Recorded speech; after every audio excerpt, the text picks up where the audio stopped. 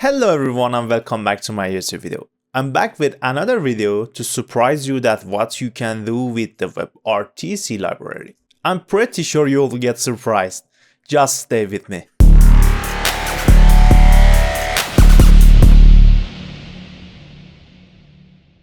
Hey and welcome back. I'm about to show you my latest product which is related to WebRTC. It's a parental concept. So I created a parental application which you can protect your deers and watch their activities using your phone. But before taking a look at our product, don't forget to subscribe to my YouTube channel and also share the videos. Okay, let's take a look. So here is the parental.com. There's an application, an APK file. So all you have to do is to download this APK file, install it inside your phone, which I'll use the emulator. You can see our services right now. The whole session is end-to-end encrypted, so no one can sniff the data that is being transferred. You can observe the SMS locations, screens, camera, the microphone. For now, of course, it's an alpha version right now. So all you have to do is to sign up. I'll use some simple username and password here. I have registered and logged into my account right now. So let's go to the Android application. You can see the information about how to use the Android application. So let's go ahead and log in. Okay, at the first login, we don't have any accounts. So we have to register our child as well. So let's go to the register page as well. I'll use child. And email child@gmail.com. Parent mail has to be admin@gmail.com. The email that you registered inside the website, and some simple password. Let's register.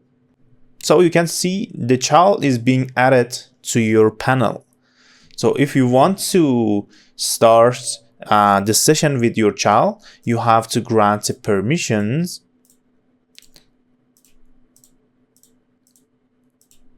And after you grant the permission, you'll see that the service is started and child is being online. So as soon as you click on this child, you will see the information about the device that you are using right now. If we rotate to the screen tab, you can see it gets connected and it will show the screen on your panel. And it is the same for the camera and microphone. You'll see this is the front camera of the emulator, and you can also switch the camera anytime you want. This is the back camera of the Android emulator. You can move it with the Alt keyboard and mouse pointer. You can use the full screen. There's also an audio right now, or you can use the audio which is using the microphone. This application is well designed to be optimized and consume less battery. So you can also see the installed applications. You can query anytime you want, like this. Also, there's a live location feature that you can find your location of the child at any time. Also, the messages that is inside the Android. For example, if we send a message to our phone,